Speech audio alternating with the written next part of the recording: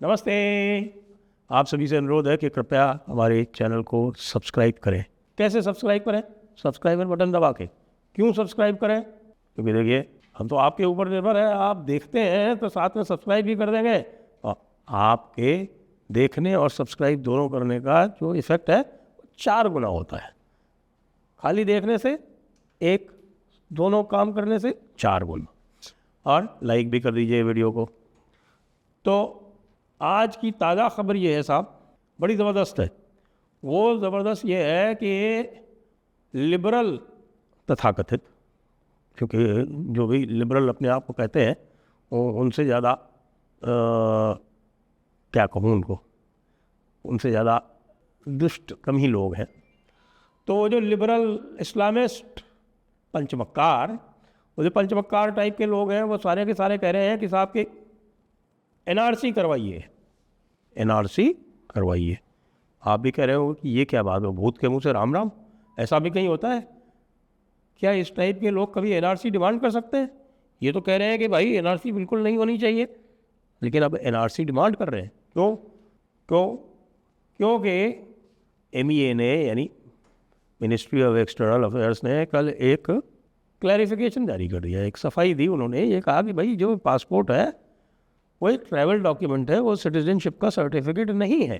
अब इसको लेके साहब बावेला मचा दिया कि देखिए, राजदीप सरदेसाई कहते हैं कि भाई आप कह रहे हैं कि वोटर आईडी भी सिटीजनशिप का प्रमाण नहीं है, आप कह रहे हैं कि आधार भी सिटीजनशिप का प्रमाण नहीं है, आप कह रहे हैं जी, आप कह रहे हैं कि पैन कार्ड भी सिटीजनशिप का प्रमाण नहीं है, और अब आप कह रहे हैं कि पासपोर्ट भी सिटीजनशिप का प्रमाण नहीं है। भाई राजदीप सरदेसाई जी, मैं आपको ये बता देना चाहता हूँ कि राशन कार्ड भी सिटीजनशिप का प्रमाण नहीं है, आपका ड्राइविंग लाइसेंस भी सिटीजनशिप का प्रमाण नहीं है। क्यों नहीं है? क्योंकि ये तो किसी को भी इशू किया जा सकता है। पासपोर्ट जो है वो पासपोर्ट एक्ट की धारा 20 है संभवतः, उसमें साफ लिखा हुआ है कि जो नॉन नेशनल्स हैं उनको भी पासपोर्ट जारी हो सकता है। दलाई लामा के पास भारतीय पासपोर्ट है, दलाई लामा भारतीय नागरिक नहीं है, वो भारतीय नागरिक नहीं है।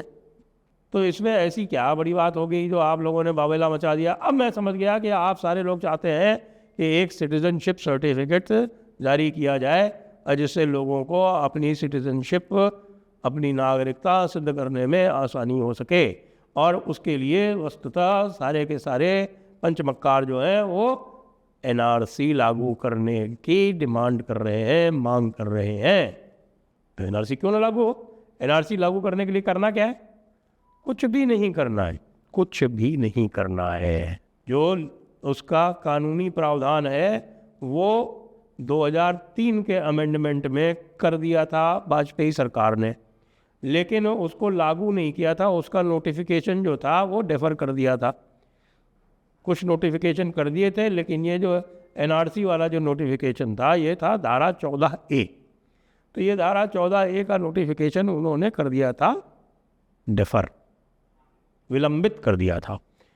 अब 2004 के दिसंबर में, सारे आपको मैं टाइमलाइन दे रहा हूँ 2004 की दिसंबर में मनमोहन सिंह सरकार ने इस धारा 14A को नोटिफाई कर दिया, और ये कहती है नेशनल रजिस्टर ऑफ सिटीजन्स। और नेशनल रजिस्टर ऑफ सिटीजन्स के बारे में रूल्स बनने थे, तो वो रूल्स जो है पूरी तरह से बने नहीं हैं। इफ़ेक्टिव रूल्स जो बनने हैं वो पूरी तरह से बने नहीं है। इसके लिए ये हुआ था कि भाई एक नेशनल पॉपुलेशन रजिस्टर बनेगा, और वो नेशनल पॉपुलेशन रजिस्टर सेंसस के हिसाब से बनने था। सेंसस को बनवाया नहीं इन्होंने, और सरकार थी यूपीए की, उन्होंने दे डेवलप कोल्ड फीट। अब सेंसस फिर से हो रहा है, तो अब चूँकि राजदीप सरदेसाई जैसों ने डिमांड कर लिया है, और मुझे लगता है कि अभी हमारे भाई साहब जो है ना वो जावेद चीचा, उन्होंने भी डिमांड कर लिया है कि सिटीजनशिप सर्टिफिकेट उनको चाहिए। तो भाई ऐसे बड़े बड़े लोग जो है, और ख़ासतौर से लेफ़्ट लिबरल वाले लोग जो है, वो यदि डिमांड करें कि उनको एनआरसी चाहिए, उनको सिटीजनशिप सर्टिफिकेट चाहिए, तो उनको दिया जाना चाहिए। और उसके लिए एनआरसी का क्रियान्वयन तुरंत होना चाहिए।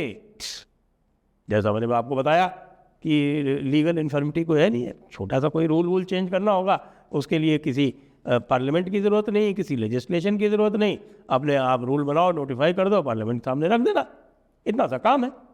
तो ये अब काम होके रहेगा, ऐसा मुझे अब लग रहा है, क्योंकि अभी तक सरकार जो थी वो इसीलिए चिंतित थी कि भाई राजदीप ने, आरफा ने, सायमा ने, सबा ने, राणा ने, राजदीप ने, योगेंद्र यादव ने, चीचा जावेद ने, इन लोगों ने अभी तक एनआरसी के ऊपर मोहर नहीं लगाई है। कैसे लाएं? इनका ही तो वीटो चलता है। यही तो इस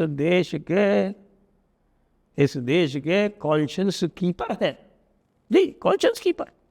देश की पूरी जो नैतिकता है वो इनके ही आधार पर चलती है, इन भाई लोगों के आधार पर। जब इन भाई लोगों ने कह दिया तो फिर काहे की चिंता? अमित शाह जी, आप बिल्कुल ये संज्ञान लें, इसका उत्तर भी दें और कहें कि जी आपकी भावनाओं की हम कदर करते हैं, हम शीघ्र एनआरसी लाएंगे।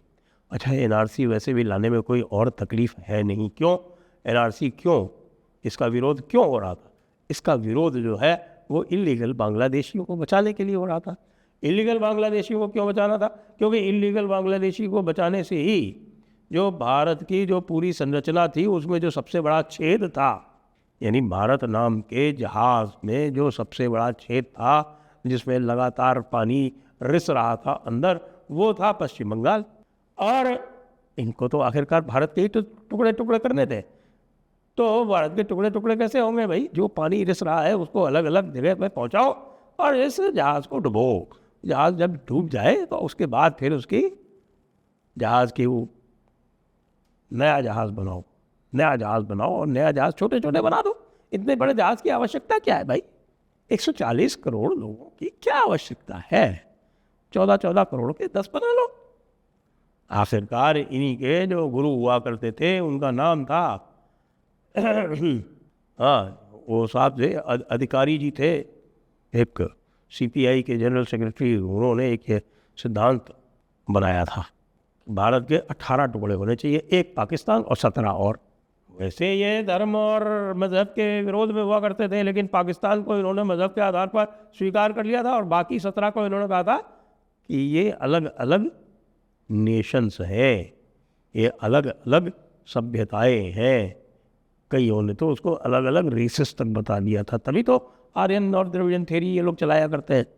उसी से तो इनके जो सिद्धांत हैं वही प्रतिपादित होते हैं। यदि आर्यन थ्योरी ख़त्म हो जाएगी, जो हम लोगों ने ख़त्म कर दी है, बल्कि संसार ने ख़त्म कर दी है, अब तो जो है वो नए नए पेपर जो विदेशों से भी आ रहे हैं वो भी आउट ऑफ इंडिया थ्योरी की बात कर रहे हैं। तो वो सब समाप्त होने से इनका जो बेसिक था, जो बेसिस था, जो नींव थी, वो हिल चुकी है। अब एक ही आसरा था कि किसी तरह से ये जो बांग्लादेशी इन्फिल्ट्रेटर है इनको बचा लो भाई। असम में हेमंत बिश्व शर्मा इनका उपचार कर रहे थे, इलाज कर रहे थे, ट्रीटमेंट कर रहे थे। अब बंगाल में शुभेंदु अधिकारी उनसे भी एक कदम आगे बढ़ गए। शुभेंदु अधिकारी ने कल स्टेटमेंट दिया विधानसभा में, विधानसभा के पटल पर, कि 10,000 जा चुके हैं, 2,000 डिटेंशन सेंटर में। ये ऑफिशियल फिगर है भाई। डॉक्यूमेंटेड जो गए, अनडॉक्यूमेंटेड कितने गए हैं ये कोई बता नहीं सकता। दलालों का धंधा चल ही रहा है। पहले जो दलाल थे वो बांग्लादेश से इधर भेजते थे और इनसे पैसे लेते थे। अब उल्टा काम कर रहे हैं, इधर से उधर भेज रहे हैं। जा सब रहे हैं, क्यों? क्योंकि एक अच्छा काम हुआ था ममता बानो के राज में। एक अच्छा काम ये हुआ था कि भाई पुलिस को एक्टिवली बांग्लादेशियों के, अवैध बांग्लादेशियों के प्रोटेक्शन में लगाया गया था। जो लोकल काउंसलर्स थे उनको भी लगाया गया था। तो इसलिए पुलिस को हर अवैध बांग्लादेशी के बारे में जानकारी है और उन्होंने इनसे सबसे कह दिया कि तुरंत हमारा इलाका छोड़ चले जाओ। इनका इलाका छोड़ के चले जाओ का मतलब ये है कि इलाका छोड़ के बांग्लादेश चले जाओ मिस्टर। ये नहीं है कि नॉर्थ 24 परगना छोड़ के साउथ 24 परगना चले जाओ। सारे के सारे अलर्ट हैं, सबको सख्त निर्देश है। और वैसे भी सारे के सारे जो है वो त्रस्त हो चुके हैं ममता दीदी के राज में। वो पुलिसिया करने ही भूल गए, पुलिसिंग करने ही भूल गए। पुलिस का रौब इकबाल ख़त्म हो गया। पुलिस जो थी केवल मार खाने के लिए थी, और पुलिस जो थी वो लोकल काउंसलर, लोकल गुंडा, लोकल दादा, लोकल लफंगा, उनके सबके आदेश मानने के लिए थी। अब वो सब समाप्त हो चुका है। इसलिए एक एक बंदा आइडेंटिफाइड है कि कौन बैठा है, कहाँ बैठा है, कैसे बैठा है, और थाने वाले बता रहे हैं उसको दफ़ा हो जाओ यहाँ से। और तो और वो राकेश कृष्णन सिन्हा है एक, जो ट्विटर पे हैं, और उनके मैं आपको कई बार ट्वीट्स लिखता रहता हूँ। वो तो ये बता रहे हैं कि केरला में भी जो लोग ये पश्चिम बंगाल से इस सर्टिफिकेट वगैरह, आधार कार्ड वगैरह लेके आए थे, वो भी वहाँ से गायब हो गए, क्योंकि उनको भी कह दिया गया कि भाई तुम्हारा भी उपचार हो जाएगा, ट्रीटमेंट हो जाएगा, वो भी गायब हुए। तो भाई अब ये जो बांग्लादेशियों की वजह से एनआरसी रोक रखा था, बांग्लादेशी तो सब जा रहे हैं, चले ही गए, लाखों की संख्या में वापस जा ही चुके हैं। तो अब भाई फिर से मैं अमित शाह जी से अनुरोध करूँगा कि कृपया हमारे पंचमक्कारों की बात मान लीजिए और एनआरसी तुरंत करवा दीजिए। जय हिंद, जय भारत, वंदे मातरम।